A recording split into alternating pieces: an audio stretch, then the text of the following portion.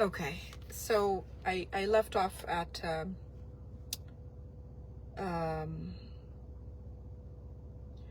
Museveni trying to capture Bobiwine, His Excellency Chagulanyi Sentamu.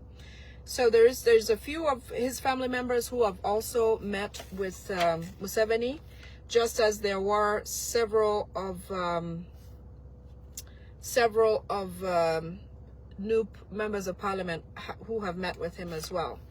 Now, Museveni, because he doesn't have enough money, he doesn't have enough funds to continue running the government, he has he has decided to print some money from State House. So a lot of fake notes of $50,000 have been released and are going to be used to pay people, especially those who they're asking to work towards trying to find His Excellency Chagulanyi Sentamu. The 500 million that has been promised to anybody who can find him or has sightings of him is truly the printed funds that are printed from the State House at Entebbe. They also plan to burn a bus or kill about 64 people in them. It is commanded by Muhoozi. It's either going to be a Kenyan bus or a South Sudanese one to try to divert media attention from being focused on His Excellency Chagulanyi Sentamu. Owino market is still a high-priced item. They still want to try to take over Owino. And so people who are still working there and, doing business there, living there, or doing whatever you do there, there's still a plot to try to take over Owino market. This, I don't know if I should speak about, but I'm going to so I can sleep well. Okay? Byabakama is trying to plan an exit out of Uganda. He tried to get a Canadian passport visa the other day and he was denied. So Byabakama wants to leave Binois to Museveni. Museveni is not going to know when he leaves. So he's planning a secret exit out of Uganda. He's going to use a bus through South Sudan and then through Ethiopia, and then take a plane from Ethiopia through Ethiopian Airlines to the Netherlands. His biggest worry is that the EU sanctions are going to hit him and find him in Uganda. For everyone who's working for Museveni, this is a big indication, and hopefully you can restrain or refrain or try to reduce your engagement with this person, because when I see people like Okello Oryem, he's going to run for the second time if he can, because when he was in his father's presidency, they had to exit the country. Now that he works for Museveni, he's still doing his dirty deeds. He's going to have to run from Uganda a second time. But this time, with the sanctions coming down, I worry about people like him because he may not have anywhere to go. Okay? So for all of you that are still working for Museveni, people like Anita Among, she's learning firsthand. First of all, it is very, very 100% been approved. It has 100% proven that she has been poisoned somehow. People like Muhoozi are bragging about it. That's a big indicator that it surely has happened. The fact that they're now pushing her to the side, they're pushing her to the side so that she can gently just go and disappear. Okay? So for anybody still working for Museveni, just know that your time is coming. It may not be right now, but he's just fattening you up to be able to take care of you. Honor members Gwatadde and Harriet Aida Nantaba of Kayunga. Museveni has a plan to do away with you because I understand you are in the way of the sale of Kayunga land or transfer of ownership of Kayunga land. So anybody who knows Gwatadde and Harriet to be very careful, because apparently Museveni had asked or ordered a shoot and kill, but he has withdrawn it temporarily. So it doesn't mean that he's not going to do it anymore, but it means it's a matter of time. The next thing I want to talk about is the Rwandan embassy in Uganda. Rwanda's embassy in Uganda. For a long time, we didn't know why or how certain criminals showed up at certain scenes of crime and disappeared without any trace. okay? Apparently, the Rwandan embassy is where all atrocities on Ugandans are planned. I understand it's around Mulago. So if you can think back and think about the time when Kawesi was shot and killed in the city Kampala, you will realize that right after that, whoever came, the people who were involved in that atrocity, all disappeared around Mulago area. The other person who notably had something like this happen to him was Katumba Wamala. I think he's a general, major general, or something like that.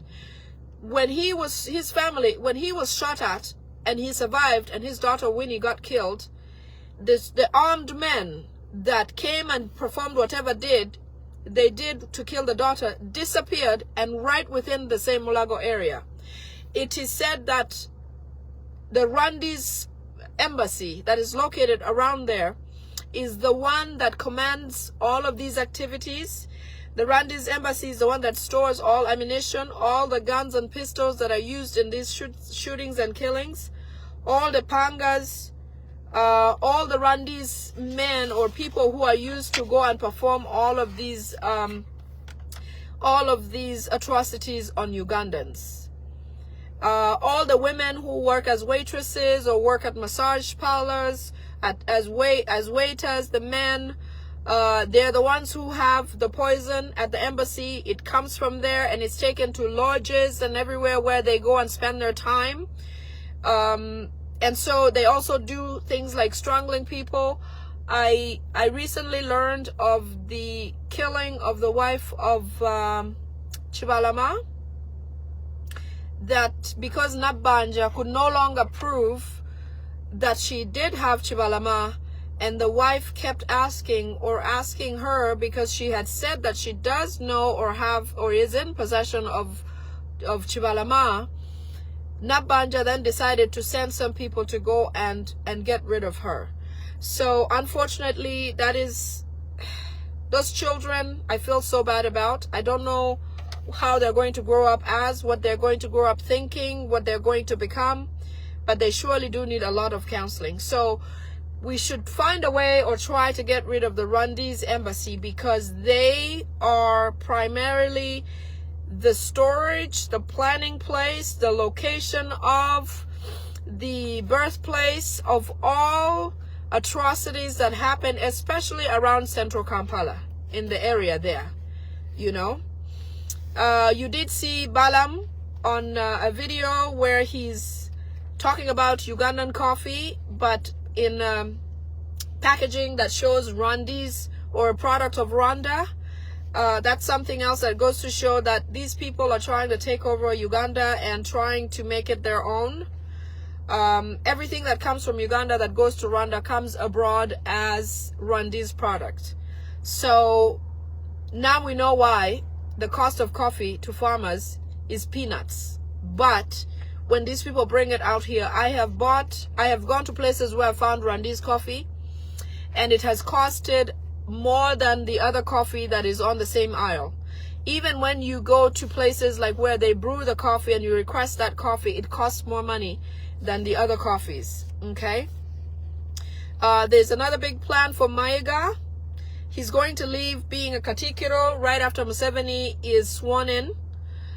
He's going to be appointed by Museveni to take over a very high post in government, and that's after the swearing in. He will then resign from being a Katikiro of Buganda, and so the Kabaka will appoint a different person who is also likely to be of the same influence like Mayiga on Museveni's side and all of that. So we'll wait to see how that plays out, but it is intended, it's possible, it's likely that he's going to get off being a Katikiro because he's been for 13 years and people have talked about it a lot.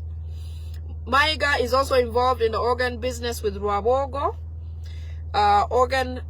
internal organs business and transportation, and the killings of local Ugandans, youth especially, to get organs to be sold. No wonder Mayiga has never mentioned anything about political prisoners or children from Buganda who are being abducted and never appear again. So Mayiga is a partner with Gwalowooza in that business. Part of the other business that first family is involved in is also marijuana transport trade. They do sell a lot of marijuana, and sometimes when you hear that Uganda Airlines is not going to be used, or people are missing flights for days at certain airports, it's because all those flights are diverted to come and take care of the business of Gwalowooza and people like Mayiga. You know, they're transporting drugs, marijuana all over the world in Uganda Airlines. So I don't know how much that is checked, because usually when people move from place to place, people are checked. I'm not sure about cargo or planes that come directly from a certain country and are not going through airports where passengers are to be checked and investigated or interrogated if they find something that's unique. It now makes sense that a lot of that is done because they're transporting things that are of their own interest. Uganda Airlines also, to show you that M23 is Museveni's Museveni and Kagame's rebel group, they actually, Uganda Airlines is the one that transports food to M23 for them to eat. You know how they're in the middle of Congo, in the forest and all those kinds of things. The food that's taken to them is taken by Uganda Airlines, ordered by Museveni, arranged by Ugandan military, not knowing where this is going, but it all ends up in the M23 camps in Congo. So this clearly shows that M23 is a Museveni and Kagame project. It is not a rebel group in Uganda. And so today I actually heard of another person of M23 who was killed, another commander. I understand there's another one who actually is a partner with Museveni in his Amos Dairy business, where they sell milk. He sells milk with Museveni, and now he's next in line to be taken away by Museveni, because Museveni wants to clear all M23 people who could possibly speak and give evidence to the likes of the US about how they perform or operate. Lastly, AAA, Anita Among, is likely not, excuse me, is likely not to come back as a speaker, because all the Museveni apologists, the ministers, Museveni himself, Muhoozi, you saw him at dinner with Mao the other day, all of them are fronting Mao. And there's also a lot of evidence and proof that Anita Among was poisoned. So, you know, I don't have very kind words for Anita Among, because so many things were mysterious around a lot of people losing their life. You know, when people like Honorable Segirinya was in prison, she never raised his concerns in Parliament, despite being a member of Parliament. Several other things, abductions went on. Obviously, Mpuga was on her side. But even when Mpuga slightly pretended to be raising the topic, she really didn't bother. You know, Among felt like she has made it in life. But when it comes to Museveni, everyone has a deadline. And he makes that deadline very well known. So I don't feel pity for her, because she trumped on a lot of people to get to where she is. She hurt a lot of people while she was where she is. And maybe it's time for her to just, you know, good luck to her. I don't know. I don't know what else to say. Okay? She's just like Janet Museveni. Alan, I agree with you. Kaluma, thank you for adding that. So that is what I have for today. I've been a little under the weather. That's why my voice is very raspy. I've been battling a flu, but I feel much better today. I'll be back tomorrow nice and fresh. But everything is moving along as planned. The sanctions are coming down the pipeline. We are still working very hard. We are still poised on the goal. Everyone is focused. Our president is safe. His Excellency Kyagulanyi Ssentamu is very safe. Despite Museveni looking for him high, low, and in between, he's very safe and is going nowhere. Okay? Once the pipelines strike at EU, they will be assumed by the rest of the Western world. So if Museveni could run, maybe he can go to North Korea or maybe he can go to Russia. But sanctions that are adopted somewhere, either in Europe, are used in Australia, in Canada, in the United States, and several other allies of those countries as well. And it doesn't just affect the individual, it's the whole family. Some of them have already children that are stashed out here. You know, they're not able to change any identity, but to have them just sent back to wherever they belong in Uganda. People like Byabakama, he's now trying to run, but it's too late. Thank you, Alan. I will share that number. I've actually been wanting to share that. Anybody in the U.S., please share the State Department phone. Please call the State Department phone number. I'm going to share it in a little bit here. I have it from Mr. Alan Kaluma. Let's share that number. Call your representative at Washington. Tell them a little bit more, because as you know, Slavic Joseph, the lobbyist that Museveni pays $300,000 to try to keep his name clean in the U.S., wrote a letter saying that Museveni is not anything that we're saying that he is, but evidence shows otherwise. So let's keep up the energy. Let's keep working at it. Everything's going as planned. Everything's going well. Uganda is going to be liberated this time for sure. I've never been more confident.